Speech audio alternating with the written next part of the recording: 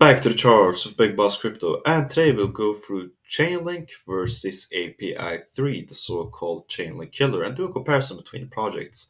We'll go through an interesting Twitter thread about what API3 is, basically get the gist about what it's all about, and then we'll do comparison between Chainlink and API3 when it comes to partnerships and integrations. Then we'll also look at high-level people behind the different projects, and also the main use cases and what makes Chainlink stick out compared to API3. So without further ado, let's look at the charts.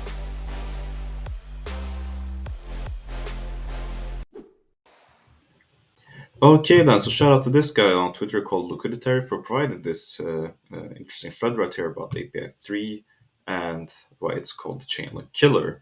So we'll briefly go through this thread right here.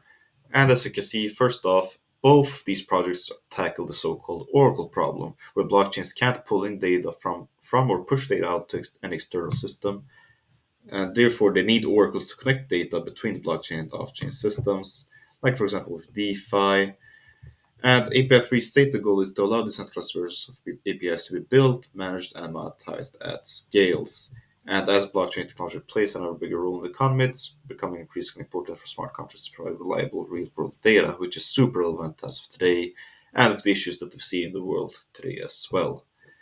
And they tackled this with their so-called DAPIs, decentralized APIs, with basically providing and set up, manage, and monetize at scale by V3 DAO, and that the governance is entirely decentralized and open, meaning that all stakeholders are able to participate in the governance of the project directly, and which is their way of tackling the Oracle problem.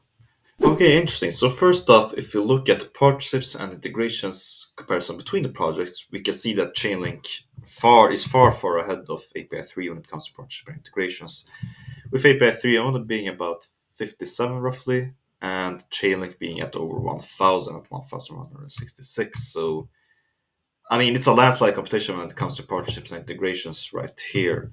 And also, if you look at Chainlink, I mean, with their CCIP protocol compared to what API3 is using with their DAPIs, we can see that Chainlink has a far bigger vision and basically tackle huge world global problems with basically creating a world. We've had this big vision of basically creating a world where everything is powered by Chainlink's interoperability protocol and decentralized Oracle networks. So, if basically taking all of the real world data, processed through the Chainlink's networks and any types of blockchains, and also processing any type of real world events.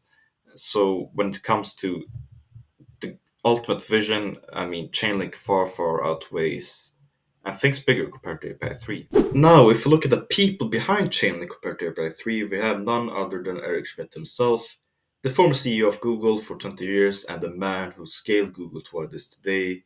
And basically, without him and his leadership, I mean, Google wouldn't be as big as of today and wouldn't revolutionize our lives, basically, with the power of Google. So, you definitely want this kind of guy being behind your favorite crypto project, and it's great to have him at the Chainlink project, basically.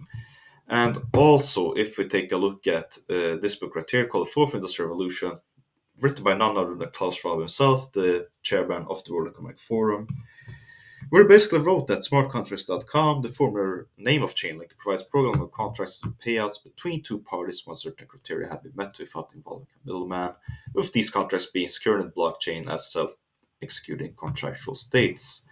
Where he wrote the positives and where it will be an explosion of tradable assets as all kinds of value exchange can be hosted on blockchain, better property records in emerging markets, and the ability to make everything a tradable asset, contacts and legal services critically tied to code linked to blockchain to be used as unbreakable escrow programmatically designed smart contracts, and lastly, increased transparency, as blockchain is essentially a global ledger storing all transactions. I've covered this in depth in our video right here by Klaus Schwab Loves Chainlink, which, if you want to see it, you can click on it on the top of the screen right here.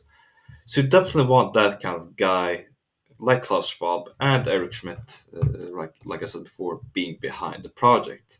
So when it comes to the people behind the project, and the people is key when it comes to scaling a product to become a world leading dominant product. I mean, Chainlink is in safe hands compared to API3. And lastly, when it comes to products, it is well known that ever since 2016 that Chainlink has been working very closely together with Swift of basically planning for ISO 20022 and basically having Chainlink's Oracle networks process all the payments through Swift, where Chainlink was settling securities using ISO 20022 compliant messaging ever since 2016, and Swift was formalizing requirements for a yet to be developed TC307 based on ISO 20022 in 2016. So, shout out to this guy called Ron the Jules or Null Pikes on Twitter for basically providing this information.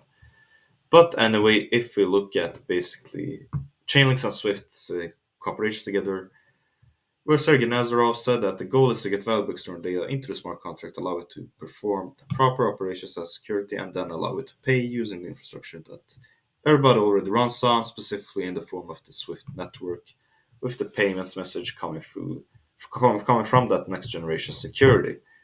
And basically, this infographic excellently illustrates what Chainlink will use, basically with the rapidly growing securities volume and blockchain middleware, which Chainlink is selling bank services together with the global banking infrastructure. Chainlink will be the great middle hand when it comes to smart contracts processing that will save a lot of time for different organizations such as the DTCC.